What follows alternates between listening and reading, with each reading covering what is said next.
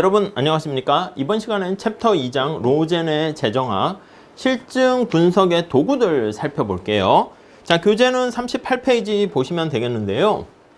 관측 연구서부터 보도록 하겠습니다. 관측 연구. 자, 우리가 지난 시간에 실험 연구에 대해서 봤죠. 자, 실험 연구라는 것은 자연과학이나 의학이나 어떤 의학 제품, 신제품, 신의학이 나왔을 때 그게 과연 효과가 있나? 그래서 처치한 집단과 그렇지 않은 통제된 대조군을 같이 비교해 가지고 뭔가 차이가 발생하게 되면 효과가 있다. 이렇게 보는 거예요. 자, 그런데 이게 사회과학에서는 적용 자체가 불가능한 경우가 많이 있습니다. 그래서 거기 예를 보면 실험 연구는 경제학의 분야에서는 사회과학 아닙니까? 경제학도 과학이니까 뭔가 과학적 접근 방법을 사용하는데 경제학에서 적용이 어려운 경우가 많습니다. 아니, 왜 어려워? 그걸 한번 살펴보도록 하겠습니다. 자, 거기 예시가 있는데 간단하게 예시를 한번 통해서 보도록 할까요? 자, 예를 들어 앞에서 언급한 것처럼 감세를 했습니다. 세금을 깎아준 거지. 감세가 텍스를 인하한 거야. 얘가 노동 공급에 어떤 영향을 미치는가? 요거를 살펴봅니다. 노동 공급에 미치는 영향. 이렇게요. 세금을 깎아주면 어떻게 일을 더 많이 할까? 적게 할까? 그걸 보려고 해요. 자, 그래서 앞서 말씀드린 것처럼 우리 감세를 했을 때 이걸 실험 연구를 하려고 그러면 우선 세 번째 줄 보시면 랜덤하게 무작위로 할당을 해야 됩니다. 무작위로 할당해야 되는데 이게 또 우선 첫 번째 쉽진 않고요. 법적으로 정치적으로 가능하다 할지라도 감세 집단에 속한 사람들은 자신이 실험 대상이라는 걸 알고 있으면 자, 이쪽이 우리가 앞에서 말씀드린 실험군 아니면 처치, 트리트먼트라고 그랬죠. 실험군과 여기가 이제 대조군이야. 자, 그러면 실험군에 속한 사람들은 내가 감세 혜택을 받게 됐네. 이 집단에 속한 사람이네. 그걸 만약에 자기가 모르면 상관없는데 그걸 인지했다라고 하면은 이 사람이 보통 실험 대상이 된다 그러면 괜히 카메라 뭐 이런 거 있으면 의식하게 되잖아요. 그게 영향을 받을 수 있습니다. 자, 그래서 이런 상황에서 요거 거기 보시면 이 사람의 대상자들이 영향을 받을 수 있습니다. 자들이 실험 대상이라는 것을 의식해서 행동이 원래 이제 몰랐을 때랑 다르게 행동할 수 있다는 것이지. 자, 그렇기 때문에 이걸 실험을 하지 않고요. 실험을 하다 보면 자, 당신은 실험군에 속했고 그러지 않고 이걸 다 알 수 있잖아. 그래서 요 방법 대신에 말 그대로 자연스럽게 사회적인 현상에서 일어난 것을 관찰하는 겁니다. 오케이? 옵저베이션 하는 거예요. 자, 그래서 관측 연구, 관찰 연구 이렇게 표현을 합니다. 자, 그래서 그냥 실제 일어나는 행위들을 통해서 관측하고 측정을 한다. 이렇게 보시면 되겠습니다. 오케이? 이해 가시겠죠? 자, 그래서 어떻게 그럼 데이터를 그러면 관측 대상이 되는 것을 끄집어내냐라고 하면요. 자, 요 실제 행위에 대한 관측, 이 데이터는 거기 보시면 표본 조사를 통해서 얻어지는 데요. 이걸 표본 조사라고 합니다. 표본을 조사, 서베이를 하게 되는데 자, 우선 거기 보시면 전화를 통해서 우리가 표본을 조사하기도 하고요. 뭐 설문조사 같은 거 등등등 뭐 그런 게 거기 속하는 것이죠. 자, 10년 단위로 행해지는 가구 센서스 조사, 이렇게 가구 서베이 센서스 조사 이런 걸 통해 가지고 우리가 볼 수가 있습니다. 아니면 행정 기록으로 얻어지는 출생, 인적 사항 기록이라든가 경제 활동에 대한 여러 가지 정부에 대한 또는 정부 행정에 대한 데이터를 통해 가지고 공개된 데이터를 통해 가지고 우리가 분석을 할 수가 있게 됩니다. 오케이? 자, 무작위 실험을 할 수 없어요. 이 경우엔 실험 자체를 할 수 없기 때문에, 그렇기 때문에 정확한 인과관계를 얻기 위해서는 많은 요소들을 제거하는, 그러니까 당연히 더 어렵겠지. 그래서 우리가 앞에서 계속 얘기했던 무작위 할당이라는 이 문제를 해결하기가 쉽지 않기 때문에 이 경제 데이터에서는 무작위 할당 요거 문제를 해결하기 위해서 계량 경제학이라는 거 요즘 뭐 당연히 다 어떤 경제학 전공하더라도 통계적인 접근이 필요하니까 그걸 계량 경제학에서 우리가 활용을 하게 됩니다. 자, 구체적인 과정을 몇 개 한번 살펴보도록 하겠습니다. 1번. 자, 관측 연구를 실행하기. 관측 연구를 실행하기. 자, 여기서부터 한번 볼게요. 자, 첫 번째 줄 한번 보실까요? 자, 우리 관심이 소득세가 연간 노동시간에 어떤 영향을 미치는가 그걸 보려고 합니다. 자, 그래서 거의 그래프를 한번 보시면 오른쪽에 그래프 데이터가 있어요. 자, 그래서 수평축이 임금을 놨어요. 수직축이 이제 노동시간 이렇게 놨습니다. 그래서 임금과 노동시간의 관계를 보니까 이러한 데이터가 찍혔어. 오, 임금이 좀 높으니까 노동시간이 증가하는구만. 이런 상관관계가 있다는 거야. 그래서 만약에 여기 나와 있는 것처럼 감세를 하게 되면 이 세후 실질임금이 올라가는 거잖아. 세후 임금이. 그러니까 노동시간이 증가하겠네. 그런 얘기를 할 수가 있단 말이죠. 자, 그래서 두 번째 줄 보시면 소득세 변화가 세후 순임금을 어떻게 변화시키는가 그거를 살펴보는데, 자, 여기서 우리가 상관관계가 있나? 그걸 먼저 체크를 해보게 됩니다. 여기 보니까 상관관계가 있는 것 같네요. 세율의 변화와 노동시간의 변화가 있게 되고요. 그리고 요 사이에 우리가 또 체크해야 될 거는 뭐냐면, 야, 다른 요소는 어떻게 제거 가능해? 거기 보시면 Z라는 요소를 제거가 가능해? 이렇게. 이걸 잘 제거했어? 이걸 또 체크해야 됩니다. 자, 그 다음에 앞에서 본 것처럼 관측 연구에서 원인에 해당한다고 생각하는 변수. 여기서는 이게 원인에 해당하는 변수가 되겠고요. 자, 그에 따른 여기 보시면 이게 독립변수라고 얘기했어요. 독립변수, 뭐 설명변수, 우리는 그게 타당하다 그런 표현을 쓰고 있어요. 아니, 다양한 결과에 영향을 주는 설명하는 요인들이 많이 있겠죠. 그래서 설명 변수, 저게 이제 설명된 변수, 아니면 종속 변수 이렇게 얘기할 거야. 종속 변수 이렇게요. 자, 이런 것들 간의 인과관계를 체크해야 되겠죠. 자, 그래서 거기 먼저 첫 번째는요. 다음 마지막 단락에 보시면 이렇게 관계를 표현해서 나타낸 것을 스캐터, 삼포도다 이렇게 얘기합니다. 삼포도를 점을 이렇게 찍어서 나타낼 수가 있게 되고요. 여기 보니까 상관관계가 있다.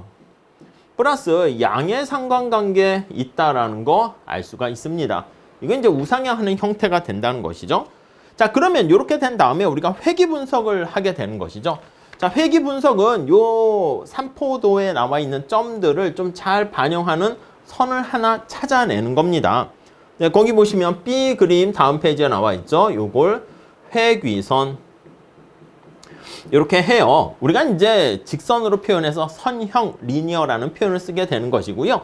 각각에 떨어져 있는 이런 뭐라고 할까? 분포 아니면 분산 이걸 가장 작게 만드는, 그래서 거기 보시면 39페이지에 거기 나와 있는 가장 작은 오차를 나타내는 거죠. 가장 잘 맞아떨어지는 선을 찾아서 회귀 계수, 그래서 임금과 노동시간과의 관계를 나타내는 것입니다.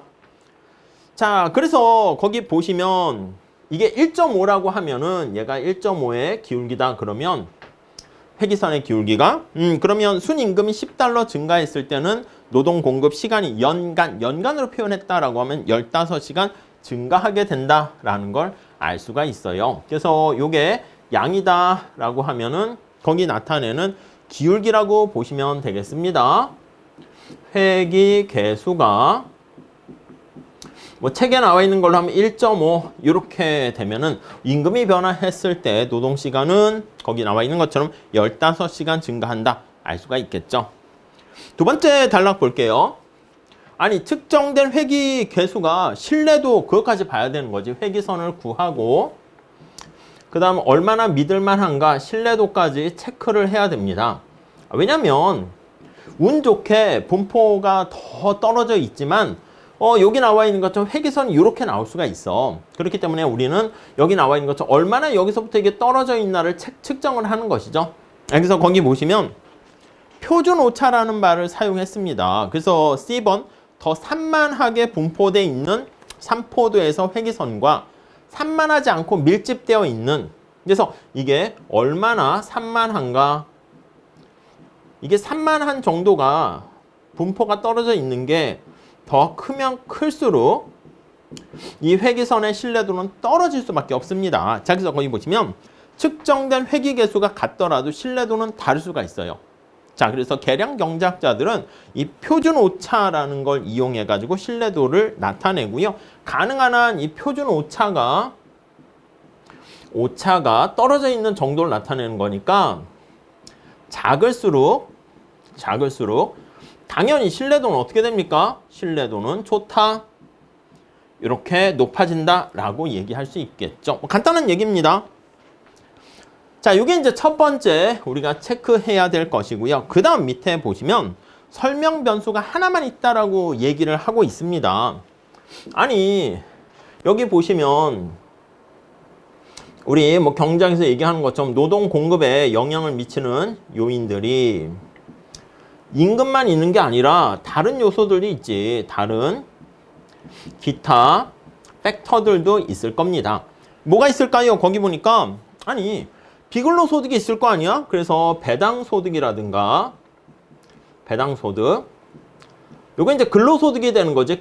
내가 노동을 통해서 하는 소득뿐만 아니라 배당소득이나 이자소득, 이거 중요하죠. 이런 것들이 이제 많이 미래에 이렇게 딱 준비를 해놓게 되면 좀 노후나 먼 미래에 좀 생활이 안정적일 수 있겠죠. 자, 그래서 요인이 요거 하나만 있는 것을 우리가 단순 이런 말을 쓰고요. 여러 가지 요인을 같이 고려하는 것을 다중 회귀 분석 이렇게 얘기하는 거죠. 뭐 계량 경제학에서 우리 하니까 여기서 뭐 더 하진 않을 거고요. 다음 넘어가도록 하겠습니다. 자, 그래서 40페이지가 보시면 그래서 여러 가지 요인 중에서 내가 임금이 변하는 효과를 보겠다 그러면 여기 나오는 배당소득과 이자소득을 컨트롤한 다음에 요걸 변화시켰을 때 보면 되는 것이고요. 회귀식이 나오게 되면 나는 배당소득이 증가했을 때 노동공급이 어떻게 돼? 그럼 얘라의 둘을 고정시키면 되지. 거기 나와 있는 개수가 바로 그 의미죠. 다른 것들을 고정시켰다는 가정하에서 배당소득이 증가했을 때, 변했을 때 근로 노동공급이 어떻게 되는가? 그 독립적인 인과관계라는 표현을 씁니다. 이런 변수들 중에서 독립적인 인과관계, 네, 요거를 잘 설명해 준다. 이렇게 얘기하고 있네요. 오케이? 자, 그 다음 여기 관측 연구 실행과 관련해서 데이터에 대한 얘기를 조금 해보려고 합니다. 데이터의 유형 한번 볼게요. 자, 거기 보시면 자료라는 데이터가 굵은 고딕으로 돼 있죠. 세 번째 줄에 횡단면 데이터가 있고요. 시계열 데이터가 있습니다. 자, 우선 횡단면 데이터는 뭐 별거 아니고 우리가 시간이 이렇게 흐르잖아. 그래서 지금 상황이 2024년이라 합시다. 여기에 이제 사람들이 있어요. 제가 있고 여러분도 있고 이렇게 생긴 사람도 있고 다양한 사람들이 이렇게 있습니다. 별같이 생긴 사람도 있고요. 오케이? 자, 그래서 2024년 요 현재 여기 나와 있는 다양한 사람, 소득이 높은 사람, 낮은 사람, 뭐 키가 큰 사람, 작은 사람, 나이가 많은 사람, 적은 사람 이렇게 해가지고 이렇게 바게트 빵이라고 그러면 이게 쫙 있을 때 가운데를 크로스를 이렇게 횡으로 뚝 잘라버린 겁니다. 그래서 이렇게 크로스로 잘랐다. 그래서 크로스 섹션 해서 횡단면 자료다, 데이터다 이렇게 표현을 하게 돼요. 자, 그래서 첫 번째 거기 보시면 단락에 보시면 특정 연도에서 이렇게 되어 있네요. 특정 연도에서 오케이. 각기 다른 사람들, 다 다른 사람이잖아. 다른 사람들의 세후 임금과 노동 공급 자료를 이용한 겁니다. 특정 시점이라고 보셔야 되고 특정 시점에서 시점에서 개별 주체, 여기 개별 주체, 근로자일 수 있고 아니면 고용주일 수 있고 각각의 개별 주체들에 대한 근로자, 소비자, 기업, 주, 국가, 정보를 담은 데이터를 횡단면 데이터라고 합니다. 자, 그러니까 요거 이용했을 때는 회기선을 추정하기 위해서 각기 다른 개별 주체들의 변수들을 사용하게 됩니다. 근데 이게 아니라 어떤 한 개인을 보면 여러분들이 이때 태어나셔가지고 이렇게 우여곡절을 겪고 있겠죠. 이게 저는 여러분보다 조금 나이가 한두 살 많아요. 그래서 이렇게 저도 우여곡절을 이렇게 곡절을 겪고 있겠고, 이 사람들은 좀 일찍 태어나서 이렇게 된 사람도 있고, 더 나이가 많아가지고 이렇게 있는 사람도 있을 겁니다. 오케이. 자, 그래서 어떤 한 사람을 기준으로 해가지고요. 이렇게 보는 거야. 시간이 감에 따라서 이 사람이 어떻게 우여곡절을 겪었는가 이걸 살펴봅니다. 이게 바로 뭐냐면 이걸 거기 보시면 시계열 데이터 타임 시리즈라고 얘기합니다. 자, 그래서 거기 첫 번째 줄에 보시면 한 개별 경제 주체에 한 명을 놓고 하는 거야. 한 개별 주체에 주체를 대상으로 해서 다른 시점들에 대한 시간이 감에 따라서 이건 특정 시점에 다양한 각기의 사람들을 얘기하는 것이고 다른 시점에 대한 정보를 가지고 얘기하는 겁니다. 그래서 예를 들어 어떤 한 사람이 성인이 된 다음에 각 연도마다 받는 세후 임금과 노동 공급에 대한 정보를 얻어내서요. 우리가 데이터 분석하면 요 데이터가 시계열 데이터다. 이렇게 얘기합니다. 자, 그거 말고 그럼 다 짬뽕된 거 없습니까? 아, 있겠지. 짬뽕된 게 횡단면과 시계열을 다 집어넣는 거야. 그러니까 각각의 사람들의 시계열뿐만 아니라 횡단면 각각 세로로 보면 다 횡단면이 되겠죠? 자, 이걸 우리가 패널 데이터다. 이렇게 얘기합니다. 패널 데이터. 그러니까 당연히 패널 데이터가 제일 좋겠죠. 이런 거 구축하기가 쉽지가 않지 않겠습니까? 그래서 종단이라는 말을 쓰기도 합니다. 횡단면과 시계열 데이터의 특징을 결합하게 되는 것으로서 각기 다른 경제 주체들의 각기 다른 시점에서 보인 정보들을 담고 있습니다. 이 패널 데이터를 가지고 이제 재정학 연구할 때 우리가 많이 사용을 하게 되는 것이죠. 이런 데이터가 잘 구축되어 있는 또 국가가 약간 힘센 어떻게 보면 앞서 나가는 선진국이다. 그렇게도 볼 수 있겠어요. 자, 관측 연구에 대한 대략적인 얘기를 하고 있는데 자, 관측 연구에 대한 연구를 할 때 주의점 한번 봅시다. 관측 연구에 따른 주의점. 자, 우선 첫 번째 달러 한번 보시면 자, 관측 연구는 실험이 아닌 상황에서 데이터를 모은 겁니다. 실험을 할 때는 대조군과 실험군을 이렇게 나타내서 볼 수가 있는데 근데 여기서는 대조군이 유효한 가상현실을 제공하는가 그걸 알 수가 없어요.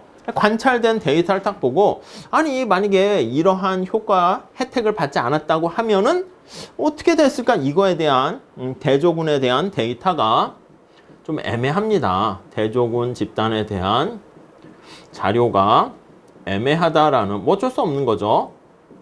네, 그런 특성이 있습니다. 그래서 이제 이게 맞나 확인하기 어렵다는 거예요. 자, 그래서 추정된 회귀 개수가 설명 변수와 종속 변수 간에 어떤 관계에 대한 측정치를 제공해 주긴 하는데 아니 그 외부 요인에 대한 설명 변수와 종속 변수에 대한 영향의 다른 요인이 있을 수 있기 때문에 인과관계까지 어떤 명확하게 얘기하기는 좀 그럴 수 있다고요. 그래서 거기 보시면 인과관계를 이렇게 가정한다. 이게 가정이 어려워. 요 회귀개수가. 예, 보장할 수 없다는 것입니다. 자, 그래서 가상의 어떤 노동공급 예가 있는데 예를 들어서 볼게요.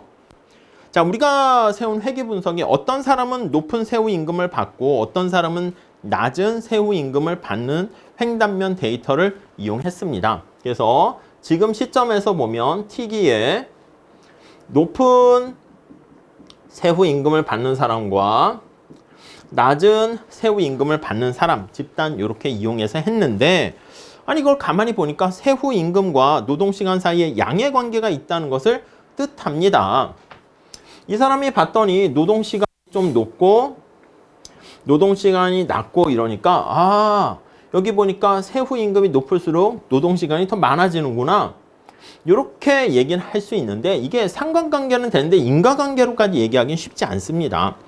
자, 그래서 거기 보시면은 세후 임금과 근로시간에 동시에 영향을 주는, 우리 지난번에 본 것처럼 아니 근로의욕에 대한 동기부여가 더 높은 사람이라든가 아니면 능력이라든가 등등, 아니면 성격이 좋아가지고 임금도 많이 받고 또 일도 많이 하고 뭐 앞에서 본 결혼 같은 것도 잘하고 뭐 이렇게 될 수가 있어요.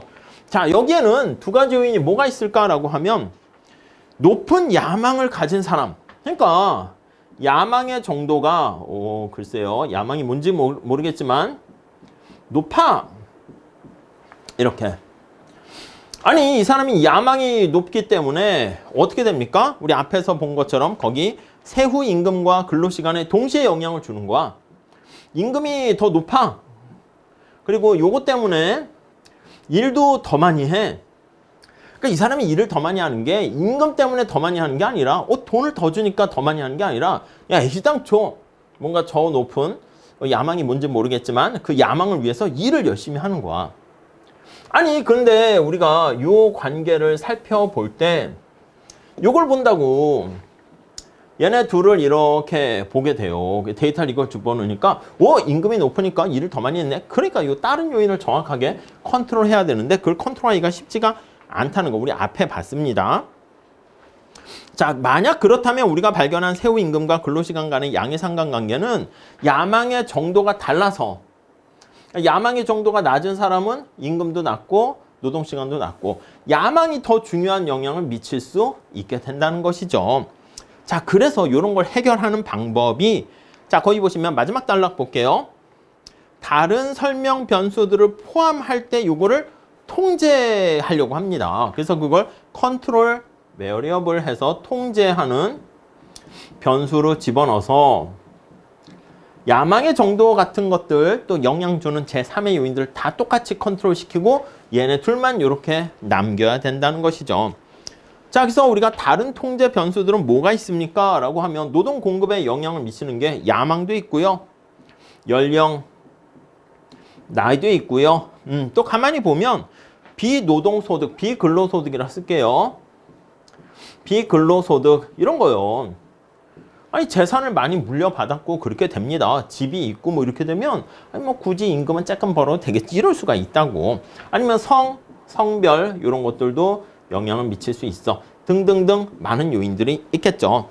자, 그런 것들이 영향을 주는데 세후 임금과 관련되어 있는 변수들을 설명 변수에 포함시킬 수 있습니다. 다음 페이지. 그렇지만 두 가지 문제점이 있어요. 아니 여기 나와 있는 다양한 변수를 다시 또 집어넣어 가지고 고려하면 좋긴 한데 쉽진 않다는 거지. 예, 그거에 대한 얘기를 하고 있습니다. 자, 첫 번째 줄 볼게요. 첫째, 필요한 통제 변수들 모두가 데이터에 포함되지 않을 수 있다. 아니 이게 데이터가 변수가 누락 변수가 있을 수 있네. 난 말이야 영향 주는 요인들을 다 집어넣고 컨트롤하면서 분석하려고 했는데 누락될 수가 있고요. 다음 두 번째는 어떤 변수들은 측정하기가 어렵습니다. 측정하기가 곤란할 수도 있어요. 곤란한 변수일 수 있습니다. 어떤 변수가 있는데 얘 야망. 그렇지. 당신의 야망의 정도는 얼마입니까? 이걸 뭐 자기가 이제 이렇게 스스로 드러낸다고 하기도 그렇지. 그렇기 때문에 세후 임금과 상관관계가 있으면서 뭔가 어떤 변수가 있어요. 이 변수는 얘랑은 관계가 있으면서 얘가 거기 보시면 세 번째 줄 보세요. 노동 공급에도 영향을 미치는 변수가 있다면 편향된 추정치를 얻게 된다. 그러니까 야망 같은 거 얘도 미치고 얘도 미치면 그럼 요거 두 개 간에 왜곡이 발생할 수 있죠. 자, 그렇기 때문에 이러한 한계점에도 불구하고 관측 연구는 정부 사업이 미치는 영향에 대해서 나름 안 하는 것보다는 낫습니다. 그렇기 때문에 유용한 정보를 제공할 수 있고요. 단지 그 데이터 결과를 우리가 해석할 때 주의를 해야 된다. 이렇게 보시면 되겠습니다. 오케이? 요 관측 연구가 경작에서 많이 사용할 수밖에 없습니다. 자, 그런데 아니 실험을 하고 싶은데 실험하기가 쉽진 않아. 근데 우리가 관측만 하자니 한계가 있어. 야, 그러면 실험하고 비슷한, 준한다는 표현이죠. 거의 비슷한 준 실험 연구라는 거, 이런 것들을 이용해서 또 분석하려고 합니다. 이게 뭔가 한번 볼게요. 쾌자의, 요 콰시라는 게 뭐뭐와 거의 비슷한 이런 뜻입니다. 자, 우선 첫 번째 줄 볼게요. 실험 연구는 편향을 제거하는데 매우 편리한 특징이 있습니다. 훌륭한 특징을 갖고 있지만 실제로 경작에서 수행하기가 어렵고 불가능하다고 그랬죠. 관측 연구는 편향된 추정이라는 곤란한 문제가 있지만 상대적으로 데이터를 얻기는 쉬워요. 그래서 실험 연구는 연구가 있고 관측 연구가 있는데 이게 장단점이 있습니다. 얘는 편향이 없어요. 편향이, 왜곡이 없어요. 바이어스가 없어요. 없으나, 네. 자, 요거는 실제로 사용하기는 어려워. 자, 물론 여기 관측 연구는 편향이 있어요. 추정치가. 편향이 있으나, 요거 이제 실제로 적용하기는 좀 쉬워. 이렇게 되는 두 가지 극단치의 연구가 있습니다. 요거 중간쯤 어떻게 할 수 없을까? 그게 준실험 연구입니다. 자, 그래서 양쪽의 장점을 잘 얻으려고 합니다. 자칫하면 단점만 얻을 수 있겠죠? 자, 그래서 준실험 연구 또는 자연실험이라 합니다. 자연스럽게 발생한 실험. 그러니까 실험에 대한 그 장소가 우리가 과학에서 얘기하는 것처럼 어떤 의도를 갖고 이렇게 세팅을 실험실에서 하듯이 하는 게 아니라 저절로 그런 실험의 상황이 만들어지는 겁니다.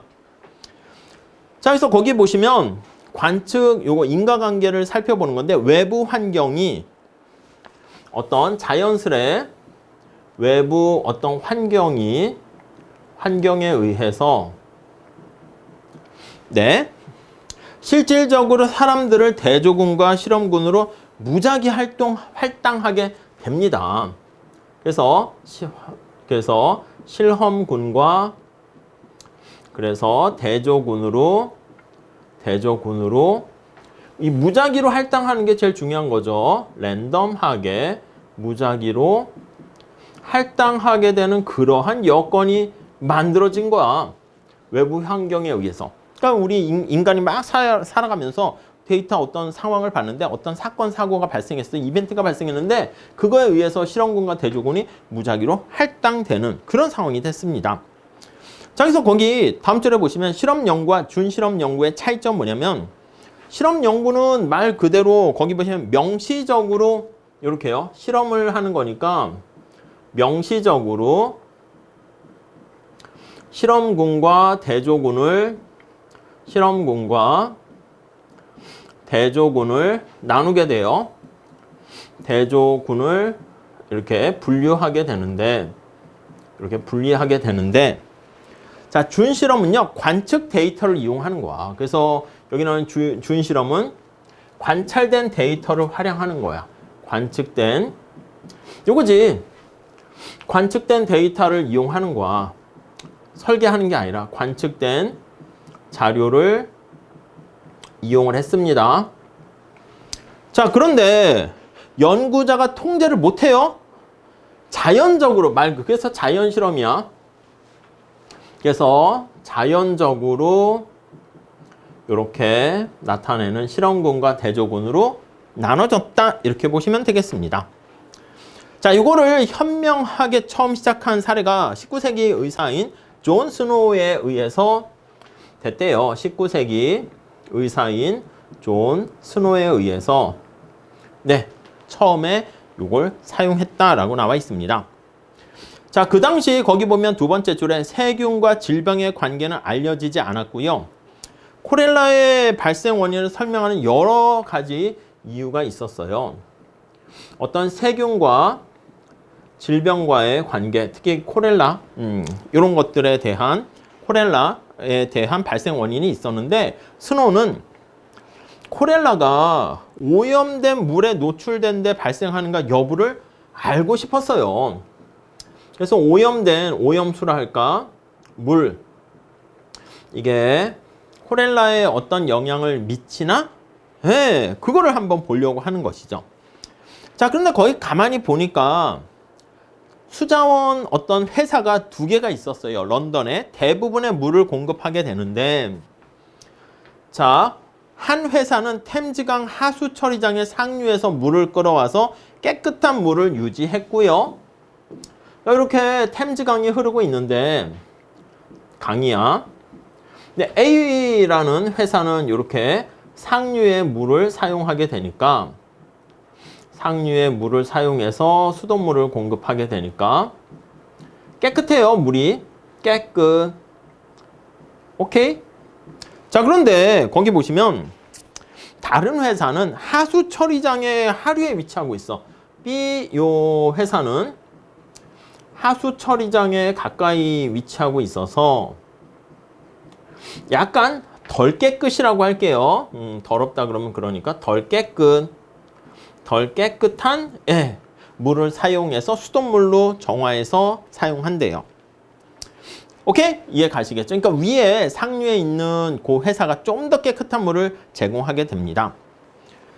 자, 그렇지만 잠재적인 문제가 역시 있대요. 오염된 물을 공급받는 사람들이 깨끗한 물을 공급받는 사람과 체계적으로 다르면 어떻게 될 것인가?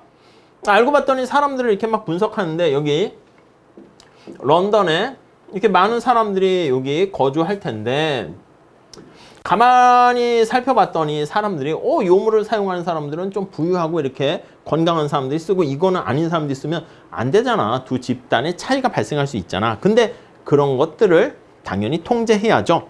자, 그래서 거기 보시면 더 가난한 지역에 사는 사람들이 콜레라에 오염된 물 이외에 다른 요인에 의해서 발생할 수 있기 때문에 그런 것들 가만히 살펴봤는데 이러한 여러 집들에게 물을 다 골고루 공급하는 걸 보아하니 랜덤하게 공급했다라는 것을 알 수가 있게 되었다는 것이죠. 자, 그래서 거기 보시면 마지막에 이러한 자연스럽게 발생한 상황인데 랜덤하게 무작위로 할당되어 있다라는 그런 조건을 충족한다는 거야. 오케이? 이런 상황이 그렇게 많지 않겠지. 그래서 연구자들 중에서는 이런 상황을 잘 역사적인 데이터나 역사적인 상황을 데이터를 좀 이렇게 찾아내는 그것도 하나의 중요한 연구 결과라고도 할 수 있습니다. 연구의 시작이죠. 자, 각 회사에 거기 보시면 파이프는 모든 거리를 지나 거의 모든 저택과 뒷골목까지 연결되어 있고요. 어떤 집은 한 회사로부터 공급받고 다른 집은 다른 회사로 공급받게 되는데 그 결정이 수자원 회사들이 활발히 경쟁하고 있는 중에 집주인이나 점유자의 선택으로 이루어지고요. 많은 경우 각 회사는 부자와 빈자, 큰 집과 작은 집 모두에게 공급을 골고루 하고 있습니다. 자, 그렇기 때문에 결국 물을 공급받는 사람들은 건강 상태라든가 집의 점유 형태라든가 이런 거에 대한 차이 같은 것들이 없다. 그러니까 무작위 랜덤하게 할당하는 그런 상황이 세팅됐다는 것입니다. 자, 여기서 42페이지 가보시면 결국 이 얘기는 그래요. 여기 나와 있는 실험군과 대조군이 명시적으로 분리한 건 아니지만 자연스럽게 분리가 되었다. 그게 중요한 것이죠. 첫 번째 줄, 그의 관측 연구가 거의 무작위 실험 연구와 유사하게 되었습니다. 오케이, 그 정도까지 봐주시죠. 자, 그렇게 해서요, 다른 요인들을 제거할 수 있게 되었다는 거야. 자, 무작위로 할당했다라는 거의 의미가 다른 요인들을 통제, 제거했다라는 것을 의미합니다. 그래서 나타난 결론은 그러면 신뢰할 수 있겠죠. 자, 그래서 거기 보니까 하수 처리장에 오염된 물을 받은 가구들에서 하수 처리장에 오염된 물을 받은 가구들이 더 콜레라 희생이 훨씬 더 많아지게 발생했다. 이렇게 결론을 내릴 수가 있게 됩니다. 오케이? 자, 그러면 이 준실험적인 연구를 실행 어떻게 할 수 있는가? 그걸 한번 보도록 하겠습니다. 자, 요거와 관련한 자, 1번 실행하기. 네, 한번 봅시다.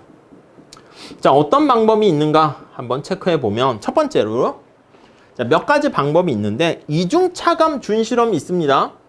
이중 차감 하게 되는 준실험 방법 이렇게 있어요. 2번 이렇게 차감한다는 겁니다.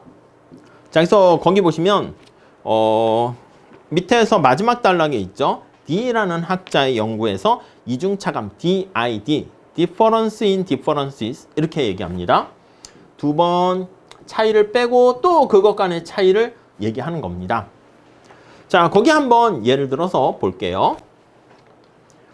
자, 거기 보시면 첫 번째 주 때때로 정책 담당자들이 맥주에 대한 주세금을 인상하는 것이 10대 교통사고 사망을 줄일 거라고 주장을 한대요. 자, 어떤 정책 담당하는 내용을 얘기하는가 라고 봤더니 자, 맥주에 대한 세금을 인상합니다. 맥주에 대한 세금을 인상해요. 자, 그럼 맥주에 대한 세금을 인상하게 되면 약간 맥주 가격이 비싸지지 않습니까? 맥주를 덜 마셔요.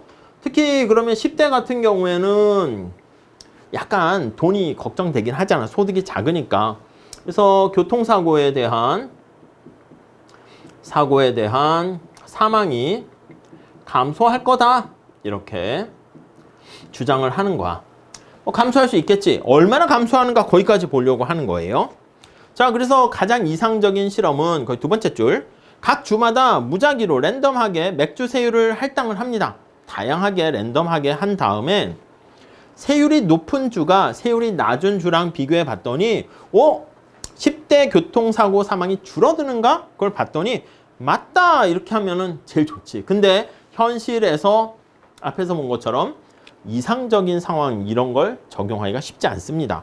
자, 그래서 우리가 미국을 대상으로 해가지고 이렇게 살펴보려고 하는데 몇몇 주들이 1989년에서 1992년 사이에 맥주에 대한 세금을 크게 올렸고, 그러니까 미국의 자연스럽게 몇몇 주들은요 텍스에 대한 세율을 인상을 하였고요.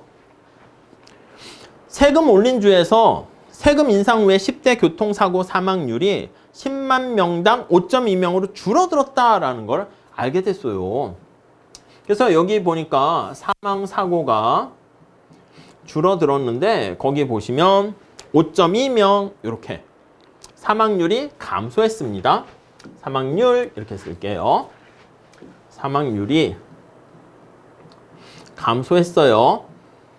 5.2명 이렇게 감소했어. 10만 명당 10만 명 이렇게. 네, 오케이? 자, 이로부터 맥주에 대한 세금 인상이 10대 교통사고 사망률을 줄였다고 할 수 있을까? 그렇게도 할 수 있지만 엄밀하게 봤을 때 그게 아닐 수 있다는 거지. 왜냐면 아니 세금 인상이 만약에 없었더라도 없었을 때 또 봐야 돼. 없었을 땐 10대 사망률이 줄 수 있겠지. 다른 요인 때문에. 맥주와 이렇게 세금 인상 이것뿐만 아니라 교통사고 외에 다른 요인 때문에 감소할 수도 있을 수 있다는 것이지. 자, 그래서 우리가 그냥 쉽게 얘기할 수는 없어요. 그래서 여기는 다른 요인들도 있을 수 있기 때문에 앞에서 본 것처럼 요거를 통제를 해야 됩니다. 이렇게 해야 의미가 있겠지. 오케이? 자, 다음 단락 볼까요? 자, 그렇기 때문에 실험군 말고 대조군, 세율을 인상하지 않은 주가 보니까 또 어떤 일이 일어났나 봐야 돼. 자, 그런데 거기 보니까 이렇게 몇몇 주에는 세율을 인상하지 않았습니다. 여기는 세율을 그대로 고정을 시켰어요.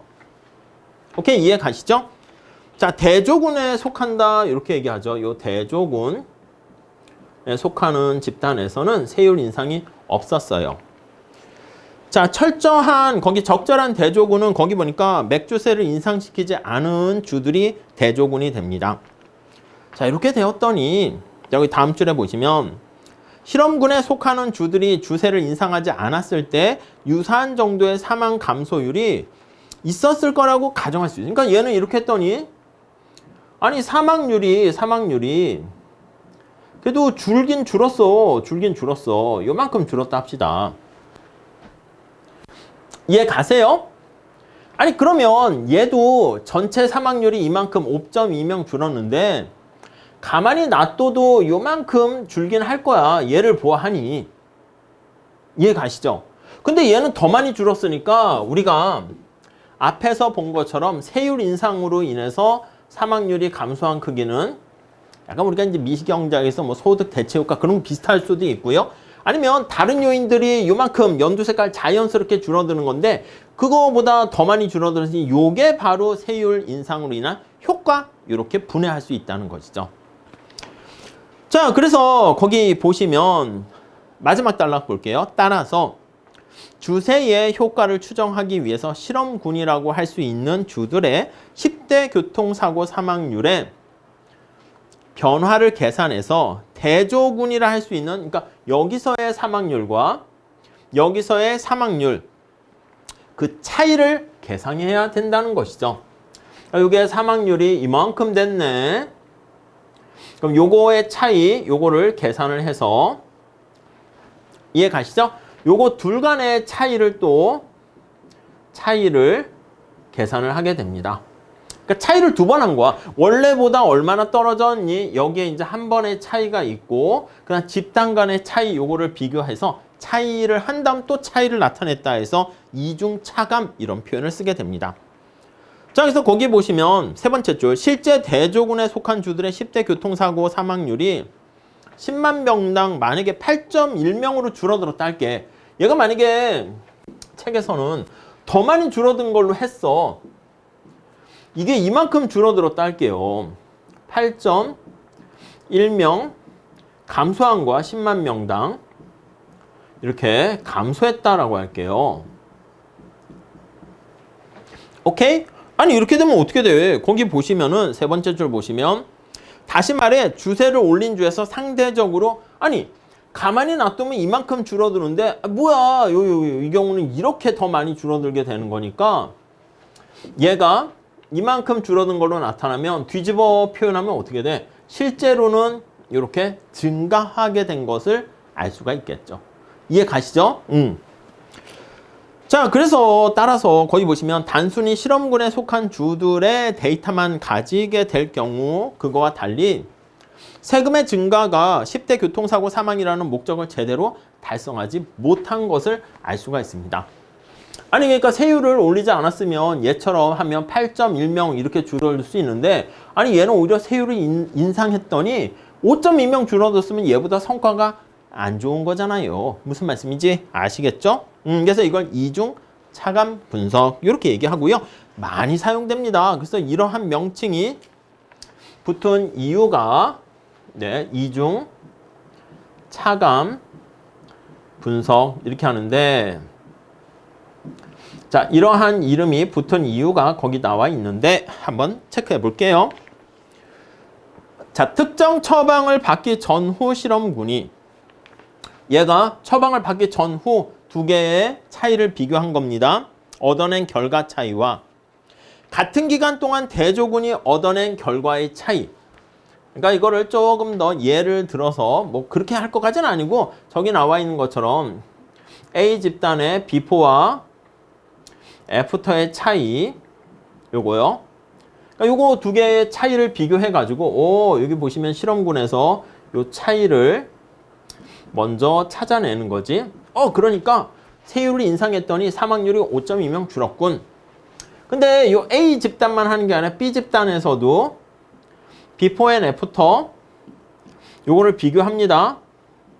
그래서 요거 간의 또 차이를 이렇게 해서 얼마나 얘는 가만히 자연스럽게 세금을 인상하지 않았는데 얼마나 줄어들었나? 그 차이를 알아냈고 8.2명 5.2명 이렇게 됐고 요 둘 간의 또 차이를 같이 이렇게 계산을 한다는 거죠. 오케이? 차이의 차이 이런 표현을 쓰게 됩니다. 자, 그렇게 나와 있고 밑에서 두 번째 줄 이 방법은 대조군에서 일어난 변화가 유효한 가상현실을 제공해 준다고 자신할 수 여기 나와 있는 게 미국의 몇몇 주는 세율을 인상했는데 얘는 인상하지 않았단 말이야. 근데 이게 자신 있게 우리가 생각하는 그 가정 세팅과 딱 맞는다라고 하게 되면 바이어스가 없는 편향되지 않은 결과를 얻어낼 수가 있고요. 그 다음에 패널 데이터가 있을 때 우리가 이런 것들을 분석하기가 괜찮습니다. 자, 왜냐하면 다음 페이지 가보시면 첫 번째 줄에 그래서 패널 데이터를 가지고 분석할 때 유용하다라는 걸 알 수가 있고요. 한 집단 내의 개인들의 행동이 시간이 지남에 따라서 어떤 변화를 보이게 되는가. 네, 시계열 부분과 같은 또 집단 기간 동안 다른 집단에 속한 개인들 횡단면 부분 어떤 변화가 있는가 그것까지 다 알 수 있어야지 가능합니다. 자, 그래서 첫 번째 다시 보면 네, 여기 있는 것처럼 준실험 연구와 관련해서 이중 차감과 관련한 방법에 대해서 봤고요. 그 다음에 이제 도구 변수 관련한 실험을 하게 됩니다. 도구 변수, 인스트루먼트라고 표현하게 되는데 거기 보시면 자, 첫 번째 줄에 때때로 연구자는 실험군에 할당되는 것이 무작위 할당이 아닐 수가 있다고 의심될 수 있으며 그러니까 나는 나름대로 무작위 할당, 랜덤하게 할당되었다라고 생각을 했는데 아닌 것 같기도 하단 말이야. 그럼 실험에 나온 결과가 사실은 뭐 우리가 생각했던 것 같이 제대로 나온 결과라고 볼 수가 없습니다. 그러면 편향 없는 추정치를 우리가 얻기 위한 조건에 위배가 되고요. 그래서 IV라고 합니다. 자, IV 관련한 도구 변수 분석이라 하는데요. 네 번째 줄 볼게요. 아니 이건 도대체 뭐야 하면요. 도구 분석에 뒷받침하는 아이디어는 실험군에 소속하는 데 영향은 미치면서 실험군이 얻은 결과물과는 상관관계가 없는 제3의 변수를 찾아내는 것입니다. 그러니까 여기 실험군에 해당하는 게 있잖아요. 실험군이 있고 대조군이 있는데 실험군에 속하는 거기에는 영향을 미쳐요. 근데 결과와는 상관이 없는 거죠. 그런 약간 그러니까 쉽게 얘기하면 그냥 뭐 그런 거야. 어떤 사람이 능력이 있다. 점수 잘 받았으면 능력이 있다. 이렇게 생각하는 것처럼 뭔가 변수를 찾아내는 거예요. 두 번째 단락의 예를 통해서 한번 보도록 할게요. 자, 거기 괜찮은 예가 있어요. 도구 변수의 사례. 이런 것들은 예를 통해서 여러분들이 기억하시는 게 좋습니다. 자, 미국에 많은 지자체가 있는데 당면한 문제 중에 하나가 유치원의 학급 규모를 줄이는 거야. 유치원의 사이즈를 학생들 수겠죠. 규모를 이렇게 축소하게 되면 줄일까 말까? 이렇게 되는 거야. 아니 축소하게 되면 아니 이게 성적이 더 올라갈까? 그런 것들을 보는 거죠. 근데 여기에 이제 찬성하는 사람들은 성적이 규모를 작게 하니까 향상된다. 이렇게 되면 이제 찬성하는 사람들은 요걸 주장하는 것이고 에휴 뭐 이거 성적 향상과는 별 영향이 없는 것 같아. 이렇게 되면 괜히 그냥 반대 학급 사이즈 늘리고 선생 많이 뽑고 막 이렇게 하니까 에이 됐어. 이렇게 된다는 거죠. 자, 이 문제를 점검하는 실험은 유치원생들을 각기 다른 학급에 무작위 할당한 다음에 큰 학급 규모의 유치원생들과 스몰 사이즈의 유치원생 학급 규모 있는 데를 평균을 내는 거야. 그래서 이제 두 집단을 살펴보는 거지. 그러니까 앞에서 본 것처럼 여기가 실험과 관련한 대조군과 실험군 이렇게 볼 수 있어. 축소를 했을 때 실험을 하거나 실험군 여기 대조군 뭐 이런 식으로 해가지고 성적을 비교해 봤더니 규모가 작은데 봤더니 성적이 더 올라갔다? 효과 있네. 이렇게 볼 수 있다는 것이죠. 자, 근데 거기 보시면 실제 이거를 실험하려고 하기도 했대요. 그래서 크루거라는 유명한 학자는 진짜 실험을 시도해가지고 야 이쪽은 좀 사이즈 작게 해봐. 이쪽은 크게 해봐. 이렇게 해서 하기도 했대요. 99년도에 연구 레퍼런스 찾아보시면 되겠고 근데 문제는 나름 시도는 좋았을 수도 있어요. 근데 거기 보시면 실험이 기간이 너무 짧아. 아니 우리가 이렇게 규모의 사이즈를 작게 하면 1년 안에 성과 나타난다기보다는 이게 이제 좀 약간 장기적인 측면에서 우리가 측정을 하고 판단을 해야 되잖아. 그러니까 기간이 너무 실험 기간이 짧기 때문에 이게 좀 애매할 수 있다는 것이죠. 자, 그래서 다음 단락 볼게요. 관측 연구는 작은 규모 학급의 학생들이 큰 규모 학급의 학생들보다 높은 성적을 올리는가? 회귀 분석을 이용해야 되는데, 아니 앞에서 본 것처럼 제3의 요인이 있을 수 있잖아. 그래서 제3의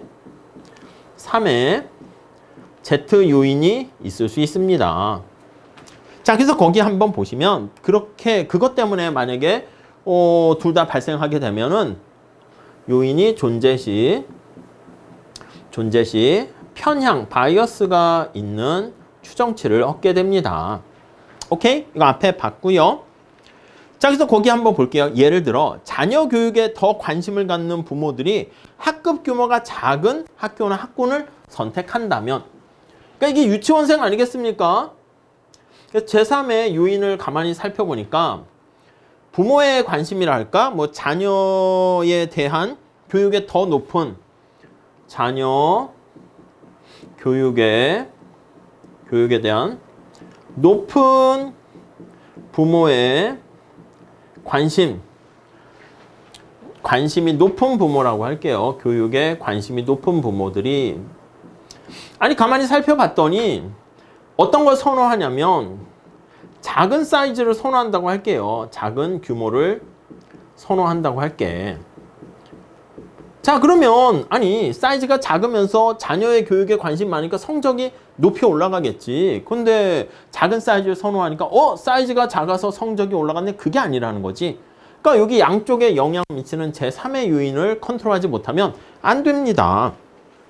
앞에 얘기했죠? 그래서 거기 보시면 그런 부모들은 높은 성적을 유도할 수 있는 다른 행동들, 예를 들어 자녀와 함께 책 읽기, 이걸 더 많이 활발하게 할 수 있고요. 따라서 학급 규모와 성적 사이의 음의 상관관계는, 음이라는 건 얘가 떨어졌는데 얘가 올라가니까 음의 상관관계라는 것입니다. 양자 모두가 부모의 관심이라는 제3의 요인에 의해서 영향을 받을 수가 있게 된다는 것입니다. 그럼 잘못 해석을 할 수 있겠죠.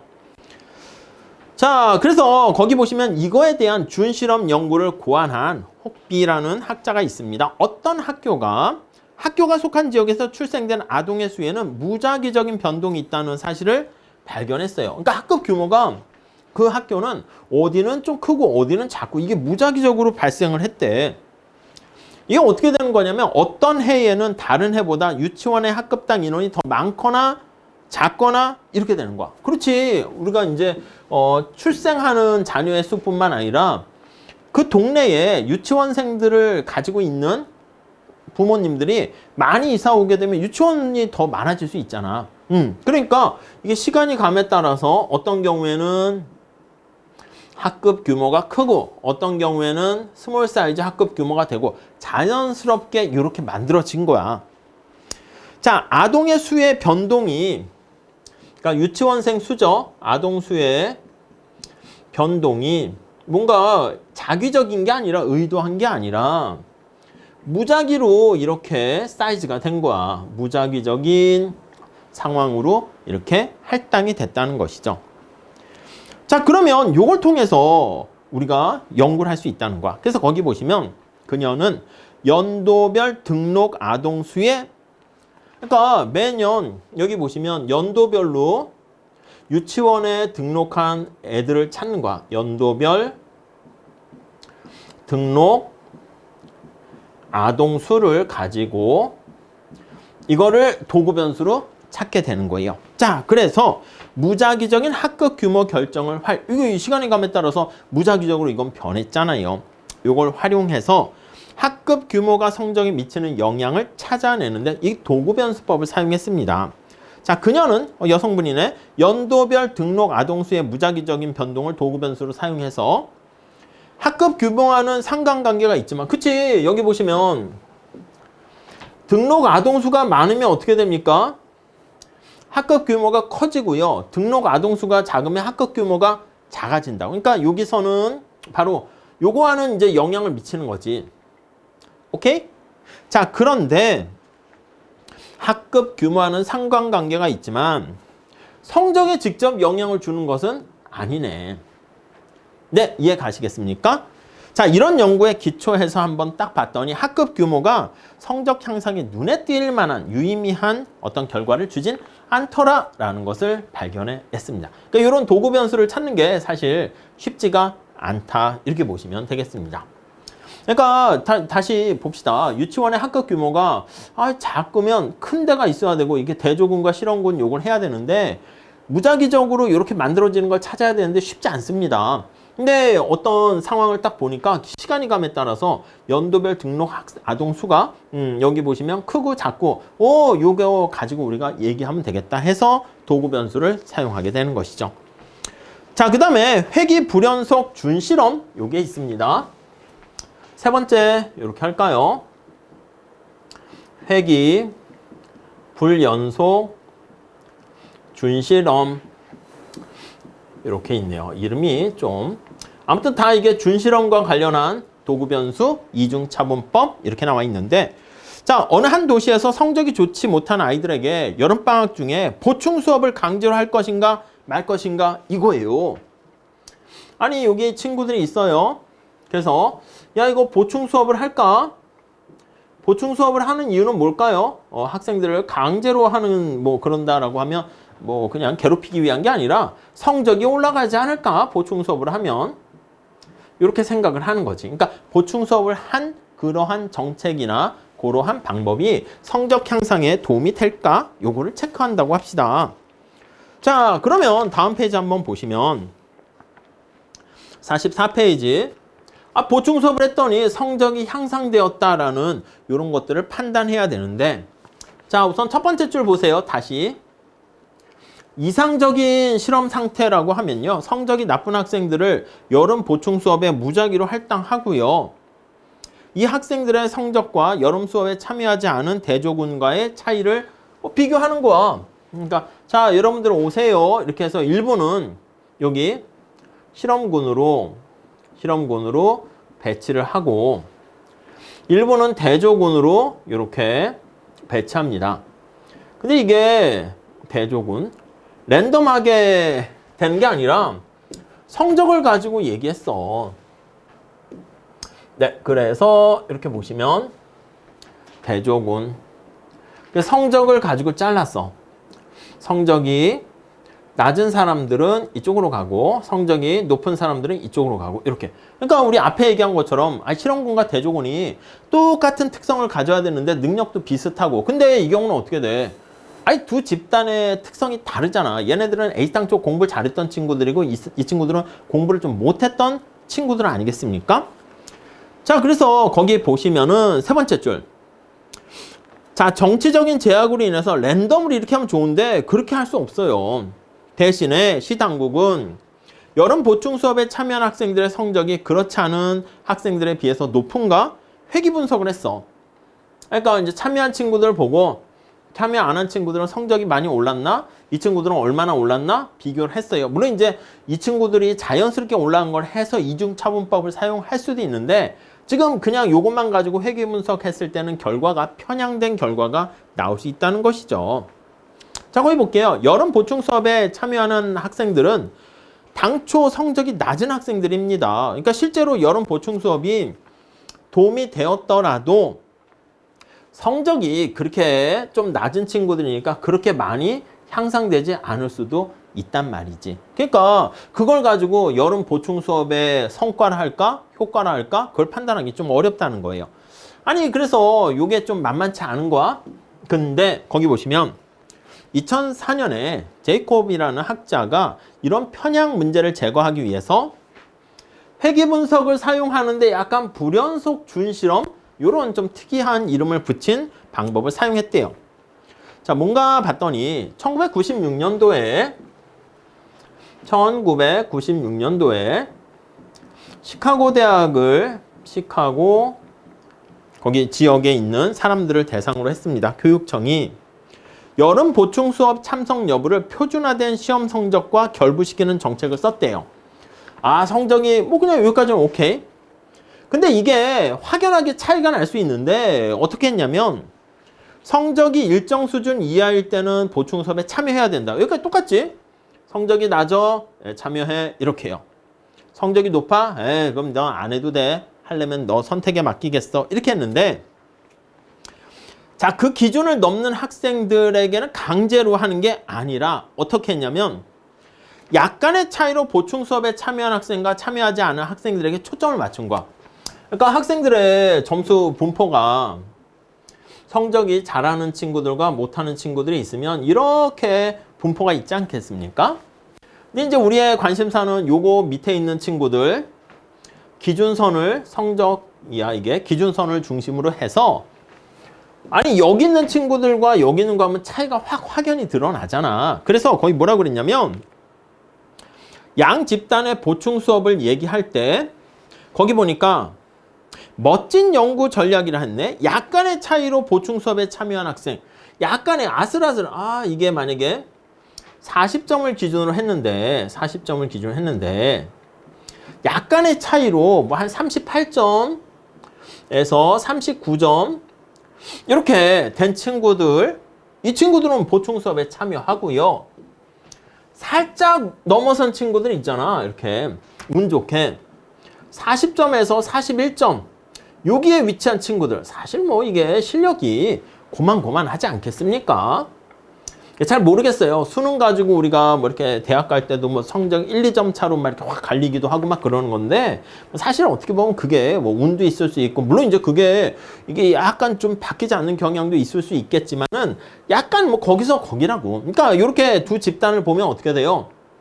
약간 앞에서 얘기한 것처럼 집단 간의 특성은 어느 정도 비슷하게 상쇄됐다. 그러니까 여기 있는 친구를 대상으로 하게 되면 이거 완전히 다른 친구라고 할 수 있잖아. 근데 이렇게 비교하면 약간 비슷하네요.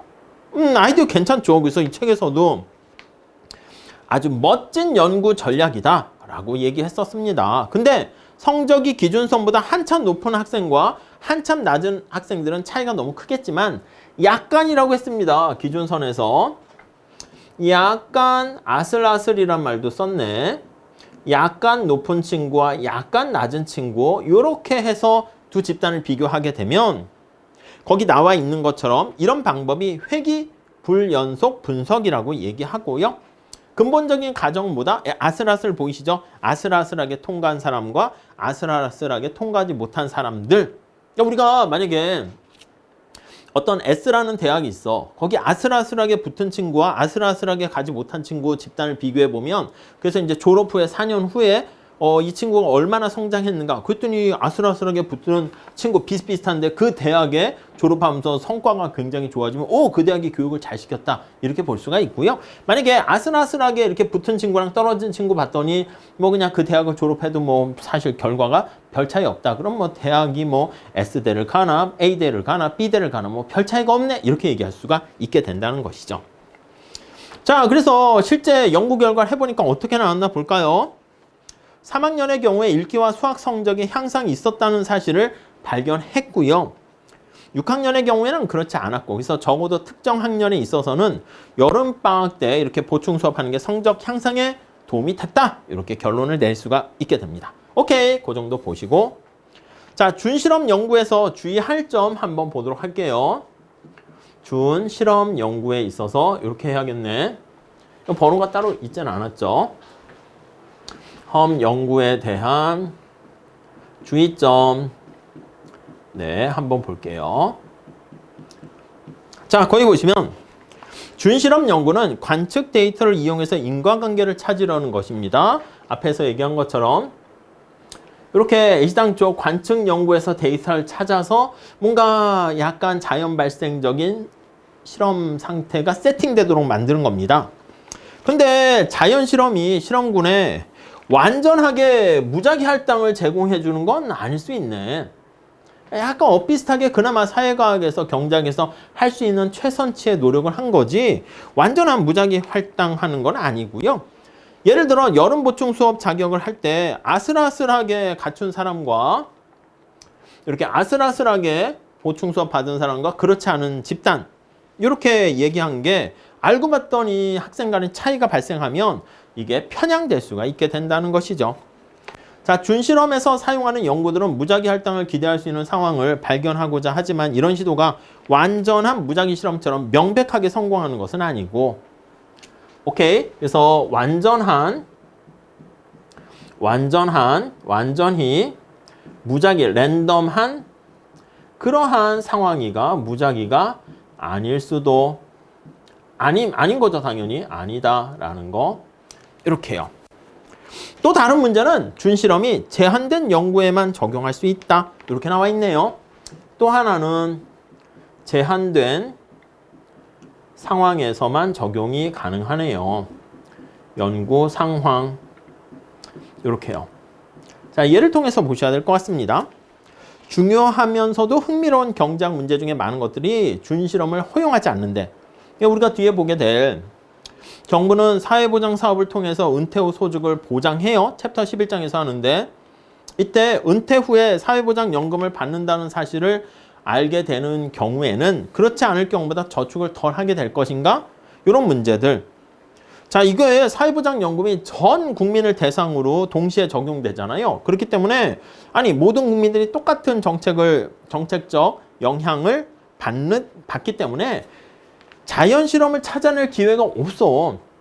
그러니까 준실험적 연구 방법을 사용할 만한 상황이 없게 됩니다. 그래서 어떤 경제학자는 에이 자연실험, 이건 말은 그냥 그런 경우가 없어. 오히려 이걸 너무 찾다 보면 A상조 다음 페이지 보시면 실질적으로 추정을 중단. 그러니까 이런 경우가 없으니까 하지도 못한단 말입니다. 그렇게 극단적인 표현을 하기도 합니다. 그 다음에 또 하나의 준실험 같은 경우는 자, 세 번째 줄 앞에서 언급했듯이 실험이나 준실험 모두 특정 정책으로 인해서 무슨 일이 일어났는가에 대해서 신뢰할 만한 증거는 제공해요. 어떤 일이 일어났는가? 근데 Y에 대한 그 설명을 못해요. Y에 대한 설명을 하지 못합니다. 왜? 이런 거에 대한 잘 설명을 하지 못한다. 그래서 그 결과를 다른 정책의 효과로 예측하거나 같은 정책이라도 다른 환경, 그러니까 이유를 알아야지 사실은 다른 환경에 적용해도 비슷하게 될 거다라는 것을 넌지시 예측해서 우리가 활용할 수 있는데 그렇지 못할 수 있다라고 보시면 되겠습니다.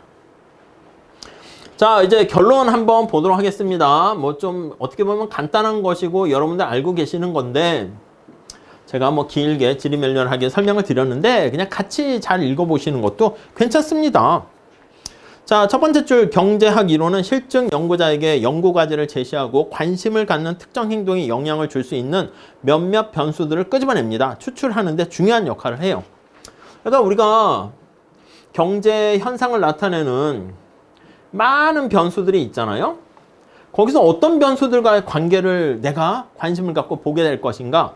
그러면 이 많은 경제 변수들 중에서 이론을 통해서 변수의 일부를 끄집어내요. 일부를 추출하게 되고요. 오케이. 그게 이제 이론이 역할을 하는 거야. 어떤 변수가 설명력이 있나? 그거를 끄집어내고요. 자, 실증 연구는 이론에서 시사하는 정책과 그 결과 사이의 인과관계가 그래서 이 이론을 세우게 되면 실증 연구가 요 추출한 변수를 통해서 요 이론이 진짜 성립하는가? 그거를 우리가 체크를 하게 됩니다. 검증하게 되죠. 자, 이때 여기 나와 있는 것처럼 여러 가지 변수들이나 실증 연구에서 제일 중요한 것은 무작위라는 말이 제일 중요합니다. 자기성이 없어야 됩니다. 무작위 실험은 정책과 특정한 유형의 행동 사이의 인과관계를 확인할 수 있는 가장 깔끔한 방법인데 이게 거기 나와 있는 것처럼 그런 실험 결과가 다른 상황으로 일반화될 수 있는지 그게 항상 분명한 건 아니야. 그래서 무작위적인 실험을 했는데 이게 언제나 일반화될지는 또 않을 수도 있습니다. 그래서 다양한 비슷한 연구가 많이 이루어지게 됩니다. 하지만 어찌됐든 경제학 연구자들은 관측된 데이터에만 의존해야 되는데 통제된 무작위 실험의 속성을 갖고 있지 않습니다. 그래서 신뢰할 만한 실험군과 대조군을 가지고 비교를 하는 거야. 특히 어떤 정책에 대한 효과 같은 거 할 때는 요거를 잘 비교해 가지고 효과가 있나 없나 그런 것들 얘기하는데요. 현실에서는 이 무작위적인 실험을 하기가 어렵기 때문에 차선책으로 자연실험이라는 걸 사용하죠. 그래서 자연실험 이런 상황을 잘 우리가 찾아내 가지고 분석을 하게 됩니다. 자, 신뢰할 만한 실증 연구를 수행하는 게 쉽지 않습니다. 그래서 이게 뭐 분석을 해가지고 고도의 신뢰할 만한 실험 결과를 얻어내면 그게 이제 괜찮은 논문이 되는 것이죠. 각 연구는 좁은 연구 과제에 초점을 맞추고 있고요.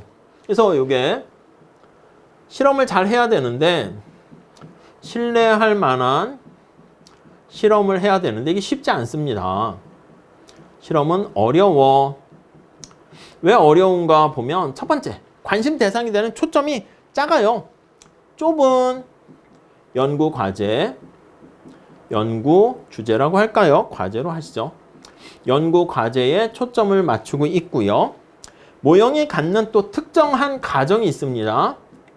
특정한 가정, 이걸 좀 충족시켜야지 그게 딱 들어맞게 될 것이고요. 전체 모집단이 아닌 통계적으로 추출된 예, 거기 보시면 특정한 샘플을 가지고 표본을 가지고 전체를 우리가 추정을 하게 되는데 이것도 쉬운 게 아니죠. 자, 따라서 정직한 연구자라면 연구에서 도출되는 정책적 함의에 대해서 내가 어떤 결과를 얻었어? 그러면 매우 다른 때에 따라서, 그러니까 이게 어려우니까 시간과 장소에 따라서 때에 따라 다른 결과가 나올 수가 있습니다. 다른 결과가 나올 수가 있게 되고요. 그렇다면 경제 행위에 영향을 미치는 요인들에 대해서 포기해야 돼. 야, 그러니까 너네 말이 뭐야? 할 때마다 이것도 실험이 어려운데 맞췄다라고 조건을 충족했다라는 것도 그런데 결과도 때에 따라서 약간씩 달라진다? 야, 이거 포기? 하지 마. 쓰레기야. 이건 아니라는 거지. 그래서 이렇게 하면 좀 너무 슬프지. 그러니까 네가 뭘 해도 의미 없어. 그래서 이게 무의미인가?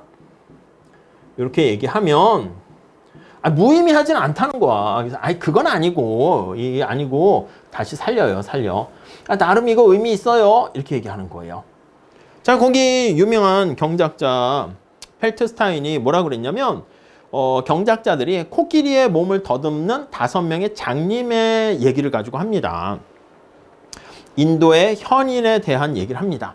그 이야기에서 코끼리를 볼 때 장님들이 막 누구는 다리만 만지고 누구는 꼬리만 만지고 막 귀만 만지고 이렇게 나올 수 있는데 거기 보니까 불완전하고 잘못된 증거를 대고 있는 것이 아니고요.